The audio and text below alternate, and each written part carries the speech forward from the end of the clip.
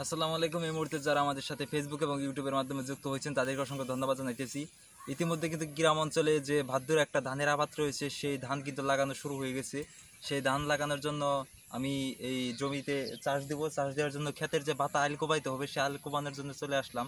আজকে আমি আপনাদেরকে দেখাবো ক্ষেতের আইল কোবাইতেছি এবং এই ক্ষেতে কবে ধান বুনি এবং সেই সকল বিষয় আমি আপনাদেরকে দেখাবো।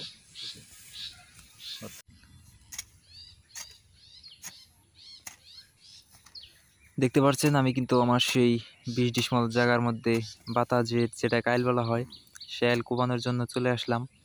প্রথমে আমি জমির পশ্চিম সাইড থেকে শুরু করলাম। সবচেয়ে সহজ পদ্ধতিতে আপনারা যেভাবে বাতা কোবাবেন এতে করে আপনাদের ক্ষেতের বাতাটার সৌন্দর্যও বাড়বে এবং এটার কার্যকরীও বেশি হবে ফসল জমির মধ্যে লাগাইলে। আমি যেভাবে বাতাটি প্রথম এক সাইডে কূপ দিয়ে নিলাম আপনারাও এরকমভাবে কূপ দিয়ে নেবেন, যাতে করে বাতাটা বেশি সৌন্দর্য দেখা যায় এবং নিচ থেকে আপনারা এক কোদাল করে মাটি ভিতরের অংশে দিয়ে দিবেন, সাইডে একটু নিচা রাখবেন যাতে খেতে খুব দ্রুতই চতুর সাইড দিয়ে জমির মধ্যে পানি পৌঁছাতে পারে। সেজন্য আপনারা নিচ থেকে এক কূপ করে মাটি সরিয়ে দিবেন এবং এখানে এক কূপ করে মাটি আপনারা সরিয়ে দিলে আরেকটা সুন্দর কার্যকরীয় বিষয় রয়েছে, সেটা আমি একটু আপনাদেরকে পরে বলবো। তার আগে আরেকটা কথা আপনাদেরকে বলে নিতেছি, অবশ্যই যদি আমাদের ফেসবুক পেজ থেকে দেখে থাকেন অবশ্যই আমাদের পেজটি ফলো করবেন এবং যদি ইউটিউব চ্যানেল থেকে দেখে থাকেন অবশ্যই আমাদের চ্যানেলটি সাবস্ক্রাইব করে রাখবেন পরবর্তী সময় যে কোনো কৃষি ভিডিও পাওয়ার জন্যে।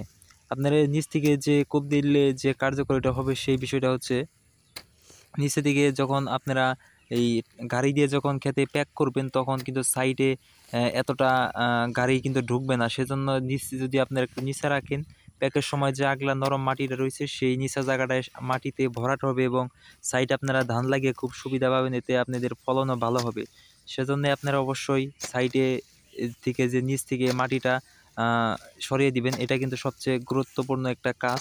আপনারা ক্ষেতের আইল যখনই কোবাবেন এটা আপনারা কার্যকরীটা করবেন, তাহলে করলে কিন্তু আপনাদের সম্পূর্ণ ক্ষেতে ধান লাগাতে পারবেন, কোনো অংশ জায়গায় নষ্ট হবে না এবং মার যাবে না।